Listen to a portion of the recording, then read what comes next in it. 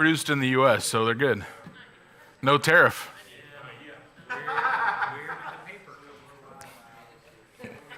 Trees.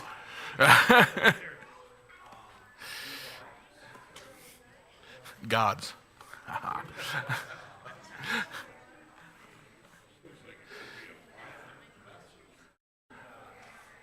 Yeah, it gets a little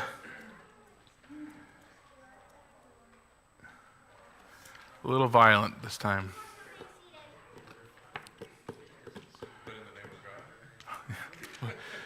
In some gods.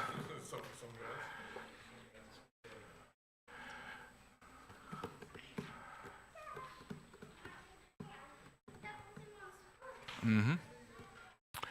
We ready to go, Kendall?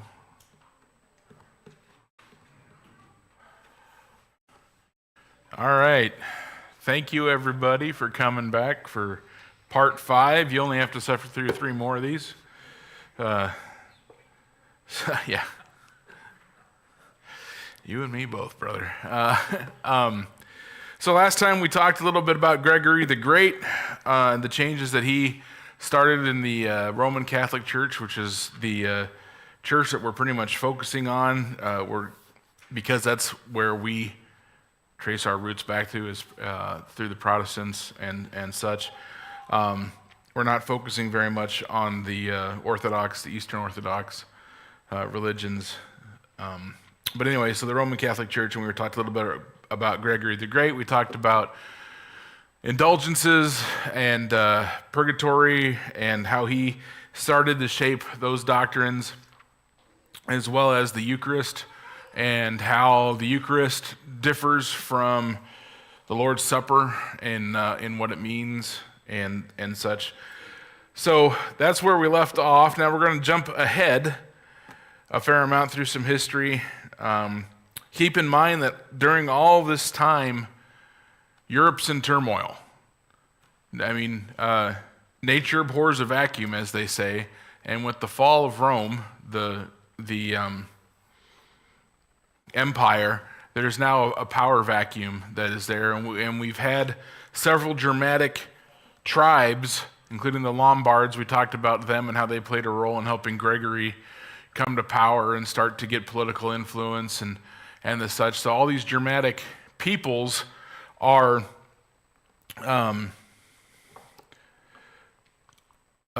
invading into Italy, and then what happens is they handle secession of power differently than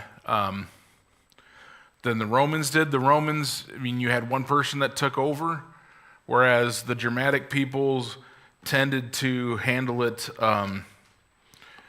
differently. They handled it more like like an old farmer who doesn't want to upset his kids. So he just doesn't say anything and just says, you guys divide it equally. And anybody who's ever been involved in one of those, or knows anybody who's been involved in one of those don't work out very good. You start getting fighting and underhanded things going on and all of that. So that's what's been going on in Europe and Italy during this time.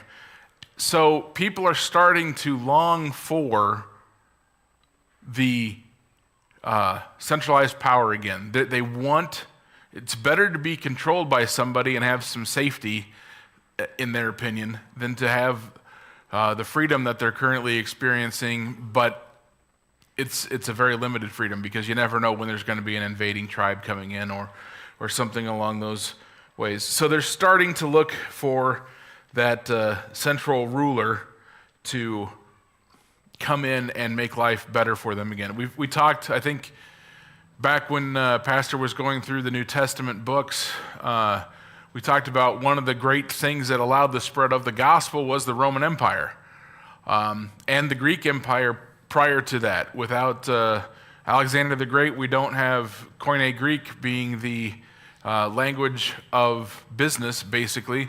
So everybody spoke Greek, so you could transmit the message that way. You also, without the Roman Empire, you don't have roads being built that made it travel easy. You don't have the protection on those roads from bandits and the such.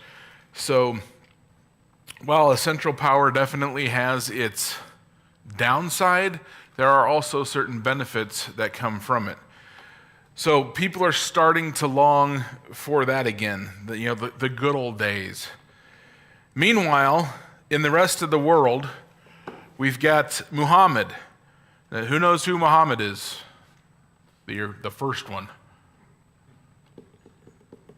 Anybody? Scott. He's important. Why is he important in Islam? He is the founder. He's the founder of Islam. He supposedly has a vision, I believe, in a cave, and he becomes the first prophet of Islam. And if you look into it from a Christian's perspective, it's kind of interesting in that what it appears is that he has heard a lot of stories about Christianity around the campfire, most likely, or whatever, and he gets stories confused and mixed up and starts to come up with his own religion through that. But anyway, he has this revelation in 610 and begins to spread his religion all across Africa. And remember, Africa used to be a very Christian area, North Africa. That's where, now I can't think of the names, but that's where we had several of there was a great library somewhere, Alexandria, and lots of great thinking was coming out of North Africa. Islam, from what I understand, it's perfectly acceptable and in fact encouraged to spread the religion through violence, through war. So that's what they did. And they were very good at what they did. And by 710, they were invading Spain. So they'd pretty much gotten from what I understand, a lot of North Africa. And there's not that far to cross the Mediterranean to get into Spain once you get over by what is now Casablanca area. And so in 710, they start to invade Spain, and within 8 years, it has fallen, and they are starting to raid into France, or what is modern-day France. I mean, at the time, it wasn't called France, but we're going to use those distinctions so that you start to understand. This is when we meet Charles Martel, otherwise known as the Hammer. In 714 is when he rises to power. He becomes the mayor of the palace in what is modern-day France, which is kind of like another way of saying king for that area. He's the top dude, and he ruled over the entire kingdom of the Franks at this time once he became the mayor of the palace. But in 732, so the Muslims have been making raids into French areas for about 20-some years. He meets the Muslim armies at the Battle of Tours. Now we'll have some maps up here a little bit later, and you'll see where Tours is. So they had actually come quite a ways into France at this time. But he meets them on the battlefield and crushes the Muslim forces, and does it so badly that it's reported that they retreat out of Europe. Now we're going to see that there's still people that stay in the Spanish area, but for the most part, they no longer are concentrating on trying to spread eastward in Europe. So the battle is so decisive that they lose any idea or any desire to continue eastward expansion at that time. That victory is what earned him the nickname, the Hammer, because it was so decisive. Now, 9 years later, in 741, his son, Pepin the Short, how would you like to be the son of the Hammer, and your nickname is the Short, takes his father's place. Now, Pepin's not necessarily known for the battles that he won, but he did expand the kingdom. He did do military conquest as well. But he's definitely a statesman. He understands politics and how to use them to his advantage.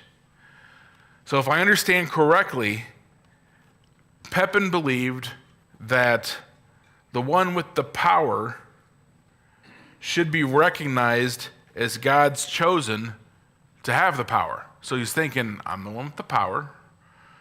He was devout to the church, so he has an understanding that God puts people in power. So he wants the Pope to basically that's incorrect. Find the passages in Scripture like Daniel 2:21 that says, he changes times and seasons, he removes kings and sets up kings, he gives wisdom to the wise and knowledge to those who have understanding. So he wants them to find those scriptures and basically use that to convince the people that he is God's anointed, and therefore have the Pope then grant him that title. I don't know if he did this because he truly believed it or if he's just looking for the power consistent with it. I mean, after all, if someone is God's appointed, it is more difficult for people to argue against what you're saying because you don't want to argue against God, and this is God's appointed. So he turns to the Pope to find scripture to support his view and to give him the title. Meanwhile, and remember, like I said, we'll see this in a map here. We'll just go on to the map. I'd use my pointer, but it doesn't do any good anyway. So if you look up at the top, this is Charlemagne's empire. Charlemagne, we'll find out, is Pepin's son. So Pepin is mainly in that Germany, France area of the empire. And here you can see, if you look on the left side, you see Tours there not too far from Brittany. So you can see how far the Muslims had actually gotten into French territory before they were stopped by Charles. But anyway, we've got Pepin reigning in general in France area, and we've got the Pope down in Italy who Pepin's wanting to bless him.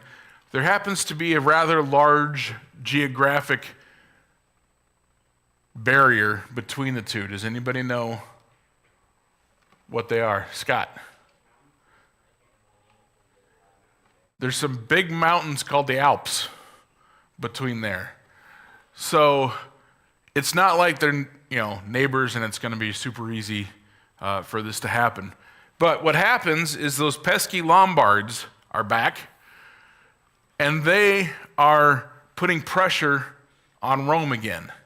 So now the Pope needs some help.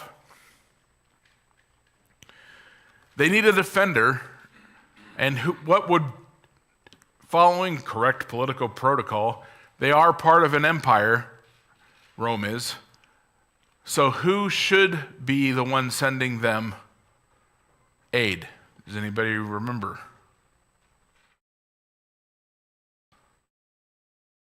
It's now called Istanbul. Was Constantinople. So Constantinople is way the heck off the map, over on the Christmas tree. So it's a long ways away. They're also dealing with the Muslims in that area causing trouble. So they're otherwise entertained. And now you got Rome way over here who's got a small problem. If they send anybody, it's going to take a long time for them to get there. So the Pope does the smart thing, reaches out to the power north of them, asks them to come down.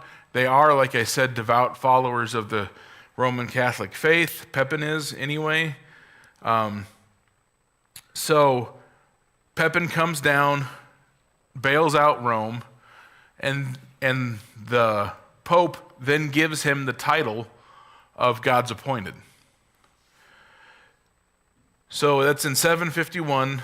751, the Pope actually crosses the Alps and crowns Pepin the first Carolingian, or king of the Franks, God's chosen ruler. Now, also because Pepin is a staunch supporter of the church, he gives, you can't see it. So, Kingdom of Italy, you see that written on there? You see those lines that run underneath Italy and then kind of goes up where it says Papal States? Pepin gifts that land to the Pope.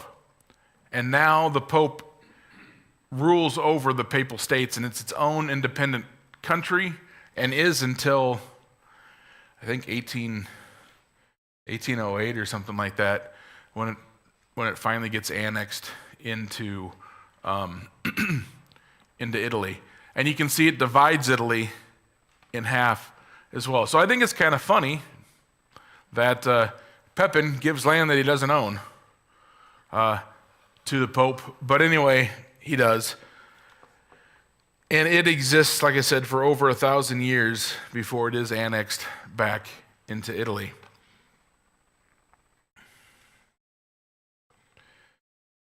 Now, the alliance between these two powers, the Pope and the King of the Franks, will affect Europe for centuries to come. And it also further drives a wedge between the Eastern Church and the Western Church. I believe the official split between the two churches occurred in like 1054. But here we are, the Latin Church versus the Greek Church.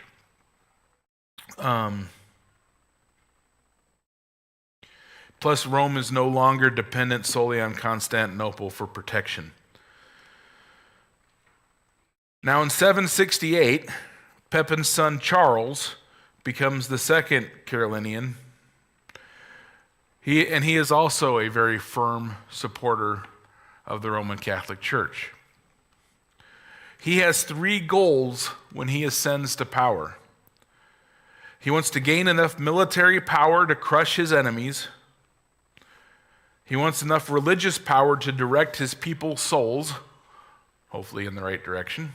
But that would go back to the fact that he is a devout Roman Catholic, and give him the benefit of the doubt. He does want to influence people into the way that he understands to be correct. And he wants enough intellectual power to instruct both their souls and their spirit. And the thing is, he's able to do that. He is able to get the power to crush his enemies for the most part. And Europe starts to rise as the new political power in the world. And then, as we know from our history, for roughly the next 1,000 years or more, they are the power. And if you think about it, prior to this, where has most of the power been? It's in the Mediterranean area with the Persians. He starts with the Babylonians and goes to the Medes and the Persians, then the Greeks, and then Rome. And then we kind of have our central power kind of dissolve away. I believe there was a prophecy about that somewhere. And if you notice, the Roman Empire never really gets conquered. It just kind of slowly fades away. So anyway, they do rise as the new political power in Europe, which then also helps make Europe and most of or a large portion of the rest of the world nominally Christian for the next several thousand years, because the leaders are in cahoots isn't the right word, but closely allied with the church, and they work together to have power and sway over people. As part of his military conquests, he is able to push the Muslims out of Spain and conquer the rest of the Germanic tribes. The territories in the green are where he had, so the light blue is what Pepin had, the green is where he expands, and then the scour yellow is, sorry, but that's the vet. I don't know what you would call that color, is the areas that he has that pay tribute to him. So anyway, as part of his conquest, as you can see that he does get that conquest all the way down past about halfway down Italy. And this is when he comes to the rescue of Rome in 774. So again, Rome is coming under attack by the Lombards, and they call out for help, and he comes down and is able to rescue them. He also, now that he owns the land, reaffirms the gift that his father gave to the Pope and reaffirms the Papal States. So it's more official now because they actually had control of the territory to give it to him. Now, what I understand is that in 800, the Lombards are causing a ruckus again. He comes back down, finishes off the Lombards, and then goes to Mass on Christmas Day. And at Mass on Christmas Day, he is surprised when the Pope crowns him the emperor, and then the Pope actually prostrates himself before him. And he is now the emperor of the Holy Roman Empire is born. So the Roman Empire is gone, but now we have the Holy Roman Empire, and he is considered the emperor of that. So that would be focused up in Europe, you know, where his empire is, but it is predominantly Roman Catholic at this time. So he also gets his name changed from Charles to Charlemagne. You've probably heard of Charlemagne if you reach back into your high school histories. And he was just crowned emperor of basically the new Roman Empire, who technically, Rome is still part of the Byzantine Empire. So Charles isn't an idiot.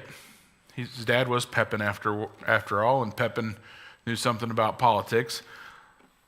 So Charles sends ambassadors to Constantinople right away, because news is going to get there that, hey, they basically took over your state.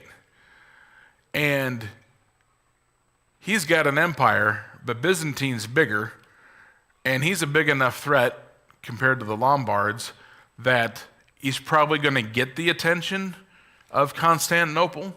So he sends ambassadors over there, and by 812, he gets formally acknowledged by the Byzantine Empire as the protector, if you will, of Rome in that area. So I don't know why they did that for sure. I'm thinking that, once again, we're talking about the Muslims are spreading their religion by force in that area. I know Constantinople comes under attack multiple times, as well as their other territories, and they might have been focusing on, we've got this problem here.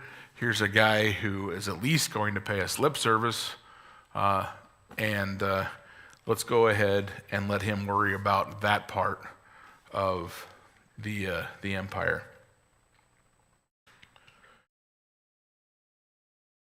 But this one thing this also does is now we have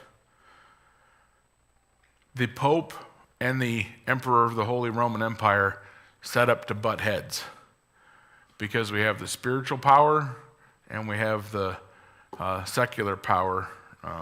Augustine said it better in his City of God. essay. I don't remember how he phrases it, but there's basically a secular and a spiritual.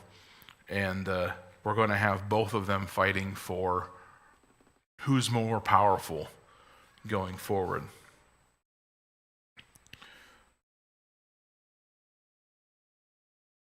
So basically, after 300 years of disorder, he does restore order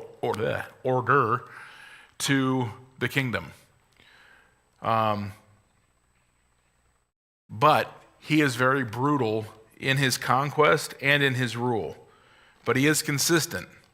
So, I mean, there is that, at least. If you follow his rules, you're going to be fine. But an example of how brutal and strict he could be, if you were caught eating meat during Lent, you would be put to death. So that's pretty severe. But anyway, he does restore order to the area.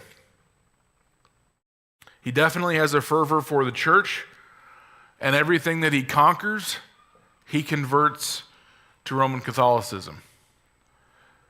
So I said earlier that Islam is okay, or Muslims are okay with the spread of their religion through war. Here, Christians are basically doing the same thing. However, I think it's safe to say that that is not something that is promoted as okay by the Bible. But that was what was being done in all fairness. As part of his desire to become an intellectual power, he starts schools in monasteries. And what's interesting, now he only teaches boys, I mean, of course, because that's the way things are at the time. But what's interesting to me is what he chooses to teach them. They're taught singing, math, and grammar. So it just was interesting to me that singing was one of the three subjects. It wasn't even the 3 R's, reading, writing, and arithmetic, or the 3 R's. But he does start schools, and that helps get the intellectual area higher. Just like under Rome, education was very important. With the decline of Rome and the Germanic peoples, most of the Germanic tribes didn't even have written languages. So education wasn't nearly as important.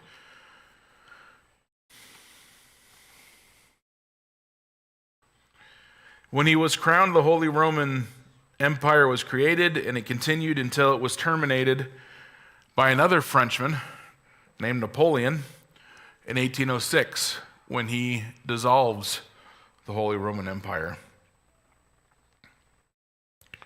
And then also, as is the case, just like when Rome fell or declined, when he passes away, there is no strong ruler who rises up in his place. And because of that, we see the kingdom start to fragment, and we end up with the rise of feudalism. Now, feudalism, there's few eras of history that are as romanticized as this. I mean, just seeing this castle, and you start to picture knights, saving damsels in distress, great quests, chivalry, Robin Hood, massive battles of knights clashing, and all the fanfare of the Renaissance fairs and that kind of stuff. But in reality, feudalism wasn't that great. In fact, this is the definition that was in the book that I was reading for this. It says, feudalism is a type of government in which political power is exercised locally by private individuals rather than by agents of a centralized state. It's been explained as a fusion of three basic elements: the personal element, called lordship or vassalage, by which one nobleman, the vassal, becomes the loyal follower of a stronger nobleman.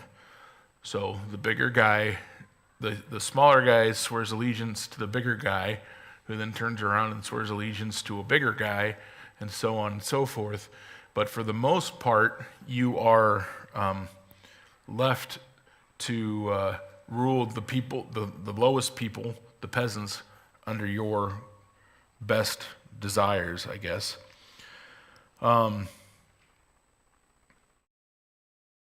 There's a property element that's called the fief, which is usually land. So they would give you land, and then you would have your peasants work that land, and they would have to provide you with some of their goods so that you could then provide it to your lord, who could then provide it to his lord, so on and so forth. And you had to fulfill your obligations as the vassalage. And then finally, there's the government element, meaning that the private exercise of governmental functions over vassals and fiefs. So basically, everybody, there was no consistency, is the long and the short of it. It all depended on who was directly over you as to what was going on. And so I could tell, I could say, Scott, I need you to get this done. I didn't care how Scott got it done. He just had to get it done. And if he had people underneath him, he would say, I need this done this way. And I didn't care as long as I was getting what I wanted. So there's no consistency, and there is a lot of issues with feudalism. So, the church becomes part of the system. The church was an important part of everyday medieval life. I mean, we've seen that in the movies, TV shows, and stuff like that. It couldn't help but get caught up in the system. Invaders, we start to see the Vikings up north starting to get some power, and they would invade down into this area. The Magyars, which were an Asian nomadic people, would invade from the east into the area. And the church needs protection, just like everybody else needs protection. And Rome's a long way away, and Rome, after all, has had to come to the north to get protection from its enemies, so they're not a lot of help anyway. So the church ends up falling into the same thing where they're having to swear allegiance to the local lord, and now they have a split issue. One, they have the allegiance to their lord over them, but they also believe the Pope is God's representative on earth who they have to follow. So when they're in conflict, who's the church going to follow? My guess is the local guy, because that's the one that you needed most immediately. So we have that conflict of loyalty.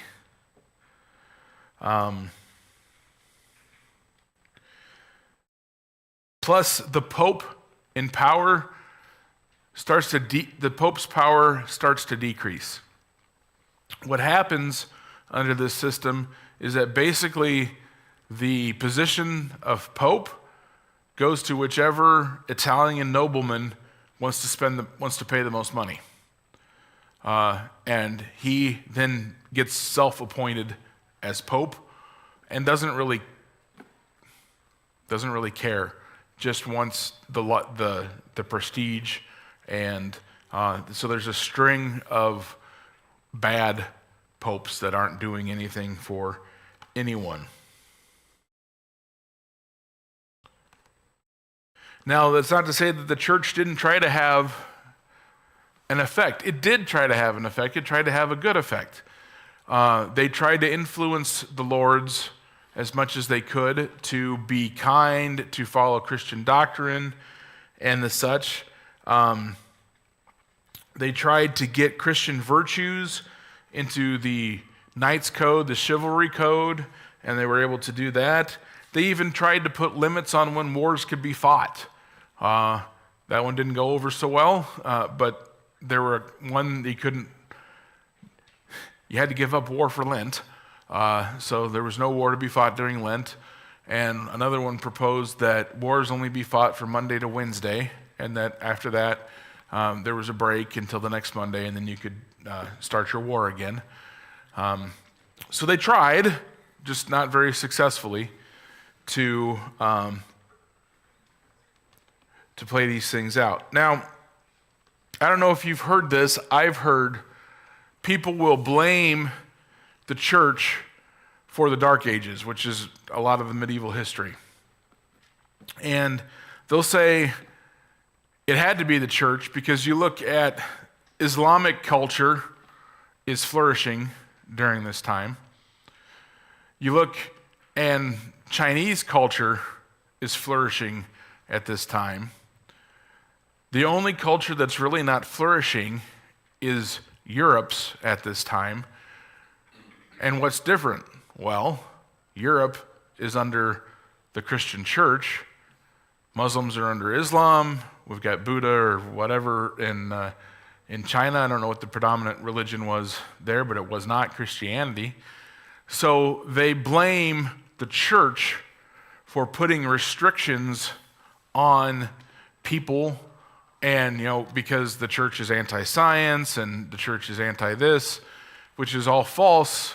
If you look at the Renaissance, most of our great scientists at the time were Christians who were trying to understand God's creation. The church is not anti-science. The church is not anti-progression. The church is definitely for that under the right conditions, which would be biblical reasoning. Just like now we get accused of being anti-science. We're anti-global warming, we're anti-woke, we're all of these things. Whereas in fact the church just wants to follow Scripture first, as we should, and integrate that into science. I mean, that's why, like I said, Galileo was, he discovered that the earth was not the center of the solar system, right? That we went around the sun instead of the sun around us.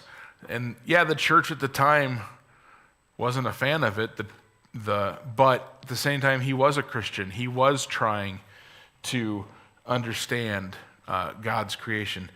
My take on this is, if you look throughout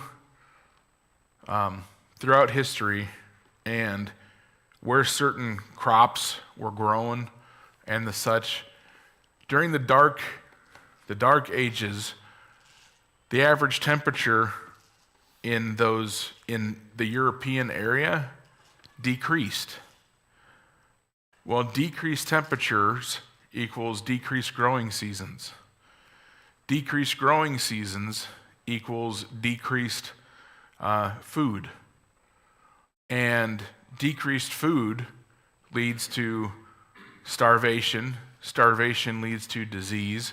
We're also starting to see people get more congregated as well, so that when things like the plague were brought in, they claim that the Black Death took out about a third of Europe's population at one time, and all of these things play a role, and you can see that through historical and archaeological finds that it wasn't the church. The church, you could make an argument, actually helped stabilize and prevent things from getting worse by providing leadership at this time. So I don't know if has anybody ever heard that the Dark Ages are the fault of the church? Yeah, I'm seeing a few head nods, and it's not a fair assessment. There's lots of other things that played a role in that. I'm not saying the church was perfect, because I'm sure it wasn't, because it's run by man. But anyway, I just wanted to get that out there, that you will hear that from time to time, and it's an unfair comparison, and you need to be prepared to at least provide an argument for why it's not the case. Eventually, we get Otto the Great. Now, Otto's a Germanic person. Actually, the Carlinigan, I can't say that word right, Charlemagne's empire, after he dies, eventually gets split in half. There's an eastern half and a western half. And Otto is born in the easternmost part of the empire. He becomes king in 936. So this is about 136 years after Charlemagne gets crowned emperor and the Holy Roman Empire gets started. So he becomes king in 936, but powerful dukes, his brother and even his son, rebel against him. And he may not have even recovered his power, but there's a band of nomadic Magyars, or Magyars, Magyars. They're the people in Asia that keep invading and looting in the eastern part of the country. And so they're starting to have incursions into his territory, and the nobles rally behind him to get rid of this threat. So he leads his nobles, and on August 10th of 955, he basically pulls victory out of the clutches of defeat when the people that he's battling, they're on horseback with bows and arrows, and he's on horseback with swords and armor, and they've got him surrounded. So things aren't looking good for him. But fortunately for him, the greed of the invaders got the best of them, and they started looting the baggage train of Otto's army. So they're looting all the good stuff. Well, that splits their attention. He is able to take advantage of this and leads multiple charges against their forces and is able to drive them from the field and drive them out of the territory. People get excited. They're celebrating a victory. Things were looking really bleak. So they kind of get carried away, and the nobles in celebration raise him up on their shields, which is a traditional way of declaring it's the German manner for proclaiming an emperor. So he wins this one battle pretty much by luck, and becomes emperor. And then 7 years later, the Pope comes along and confirms the title for him.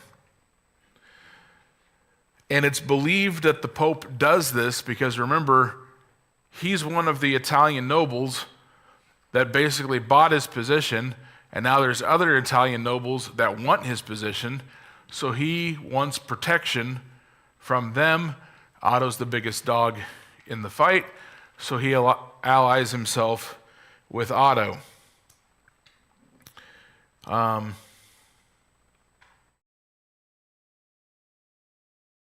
This does kind of backfire for the Pope when it starts to become common practice for the lords to appoint the bishops and the cardinals and even the Pope,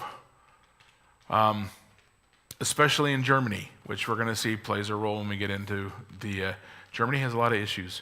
And when we get into the Protestant Reformation, we're going to see how, or one of the reasons why maybe they're willing to be so contrary, if you will, to the Catholic Church.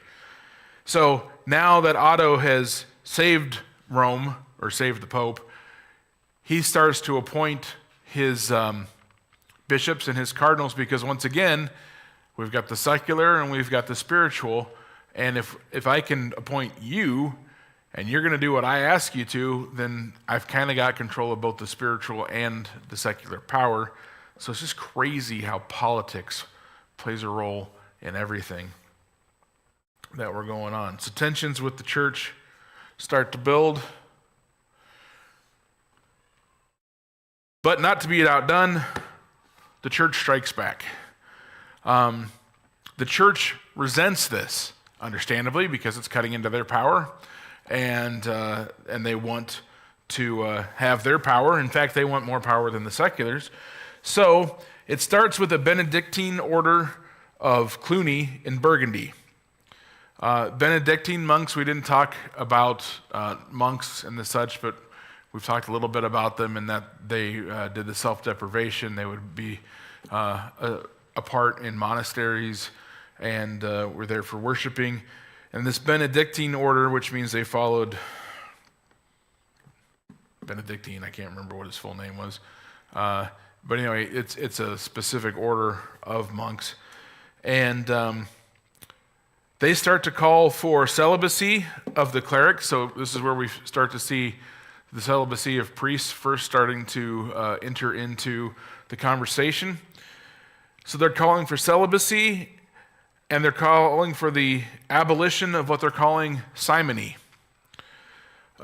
Simony gets its name from the account in Acts chapter 8, verses 9 through 25, where I believe it's the magician, Simon the magician, sees the apostles doing their healing and stuff through the Holy Spirit, and he tries to buy that ability from them.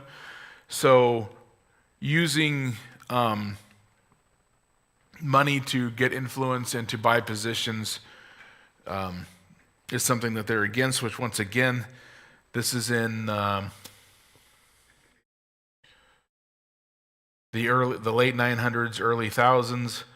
So it says here, the goal was to free the church from secular control, and by 1059, some 300 Clunic houses were freed from lay control, and the papacy itself was removed from secular interference by the creation of the College of the Cardinals.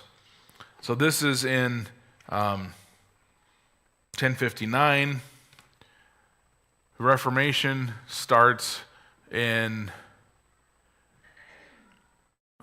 we just had the 500-year anniversary, 1517. And one of the theories as to why indulgences were being sold was because the cardinal of the area had a huge loan to pay because he borrowed the money to purchase his title. So how quickly this all reverts back to men being men. And before we're too critical, let's be honest, there, but by the grace of God, go we. So anyway, the College of Cardinals, currently I looked it up on a Catholic website, the Catholic website. Currently, the College of Cardinals is 120 cardinals, and they elect the next pope. So they're the ones that go into the room and have the meetings. Cardinals are over their division of power. I think the U.S. has 3 cardinals, so the U.S. is split into 3 different areas, if I remember my reading right. But anyway, there's 120 of them that get together to determine the next pope, and this was to get secular involvement out of the appointment of the pope. Then, in 1073, so just 14 years later, Archdeacon Hildebrand is elected pope and takes the name of Gregory VII. He's ambitious, and he claims unprecedented power because he has a dream of a Christian commonwealth that's under papal control. He insists that spiritual power was supreme to temporal power or secular power. So he is supreme to secular rulers. 2 years later, so after he's been pope for a couple of years, in 1075, he formally prohibits lay investiture and threatened to excommunicate any layman who performed it and any churchman who submitted to it. So basically, he's saying you can't buy your way into a bishop, and you as the ruler of your area can't appoint someone to be the bishop. And if you do, I'm excommunicating both of you. And if you're excommunicated by the church, you're not going to purgatory, you're not going to heaven, you're going straight to hell. So that's my understanding anyway, and if I misrepresent, I apologize. That is my understanding. So he's got some power that he's appointed to himself. So basically, only the church gets to decide who's in charge in the church. This kind of declared war against secular Europe because they were in the practice of appointing who they wanted there so that they could keep their power.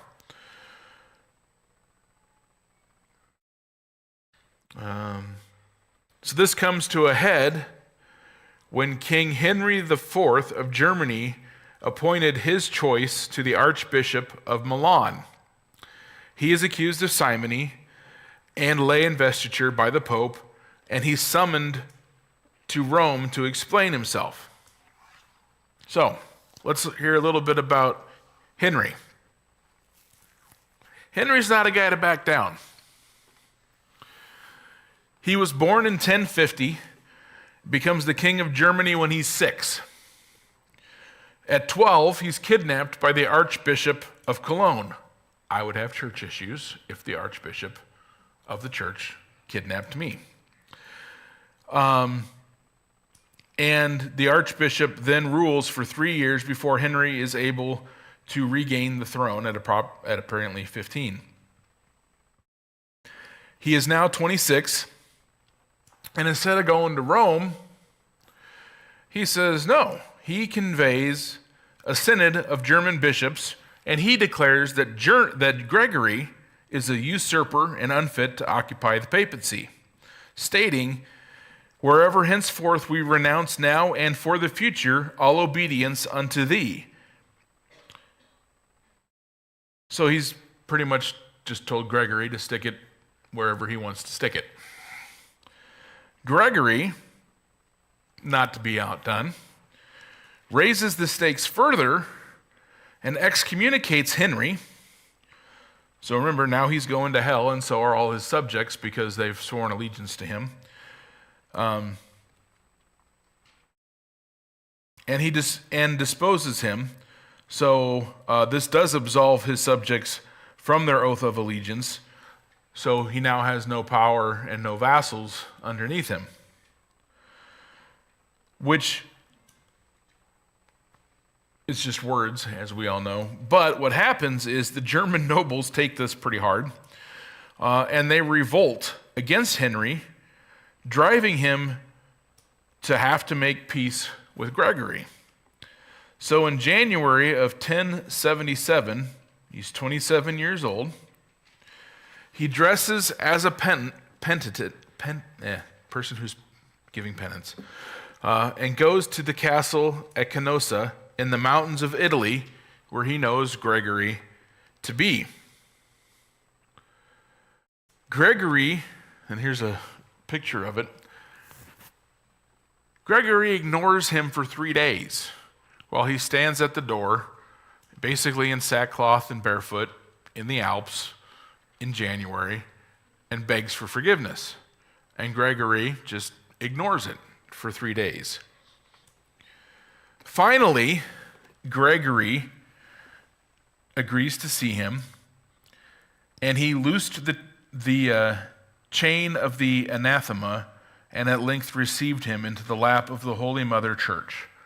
So he says, it's okay, you're back in the church, you're going to heaven again. Which this really wasn't that big a deal. I mean, public people did public penance all the time, but it shows the Pope having power over the secular or the temporal government. So he was right. He called Gregory's bluff and wins this battle. So this is a big win for the papacy, but the controversy of lay investiture is not fully resolved for another 50 years. So this continues to go on. And this eventually there's a compromise at the Concordat of Worms where it says the church elects the holder of an ecclesiastical office, but only in the presence of the emperor. So the church gets to pick, but the emperor's going to be there, so you can pretty much guarantee the church isn't going to pick who the emperor doesn't want, because the emperor's going to make sure of that. So it's a compromise, and basically they both don't get who they want necessarily, but they get who they'll tolerate. If you're wondering if Henry learned his lesson, he didn't.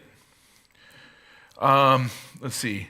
He gets excommunicated again 3 years later in 1080, but somehow he's able to consolidate his power and becomes crowned emperor in Rome when he's 34. So he gets excommunicated, but apparently he gets back into the church again because eventually the Pope does crown him emperor.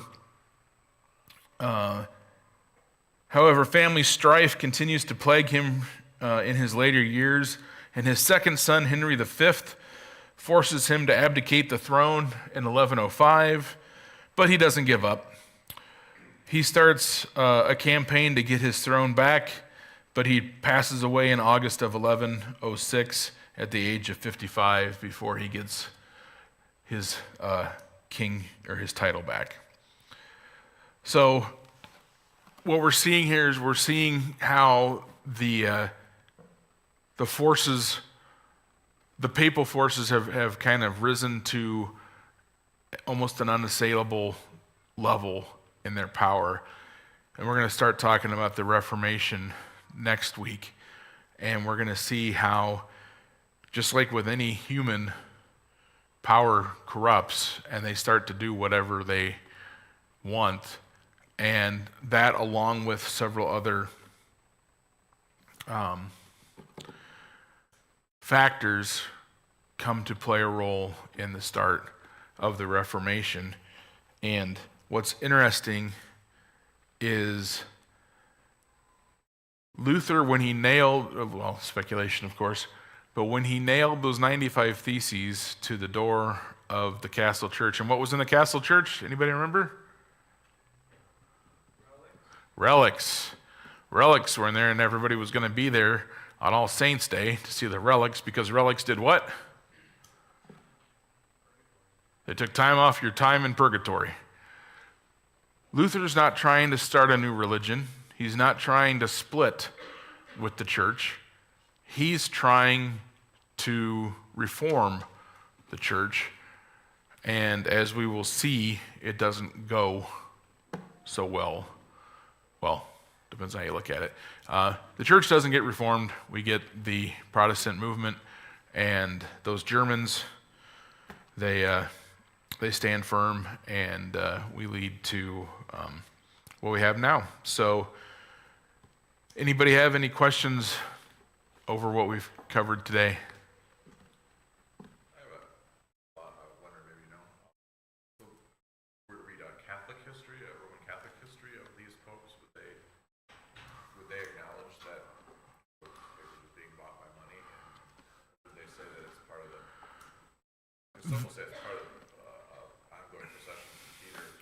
Right, and so the question is, if you were to read a Catholic version of this history, would they say that they were being bought? Honestly, I don't know, but I would highly doubt it because of what you were saying about the belief that it is the perpetuation of the line of Peter. But then again, they will say the same thing when we're not going to cover it, but shortly in history time after this, we have two popes, one in Rome and one up in France, and both claim to be pope. They can't both be pope. And they will say that, only the one in Rome was the true pope, whereas the one in, I believe that they refer to it as the Babylonian exile of the papacy. But I haven't read into that much. So I would assume that they would say that they were, in fact, they almost have to say that they were, in fact, supposed to be there. But maybe they'd be honest and say they were supposed to be there, but the way God chose to get them there is through hook and crook. Any other? All right. Well, thank you very much again for coming, and hopefully you learned something. If nothing else, that Pepin the Short was the son of the Hammer and probably had counseling.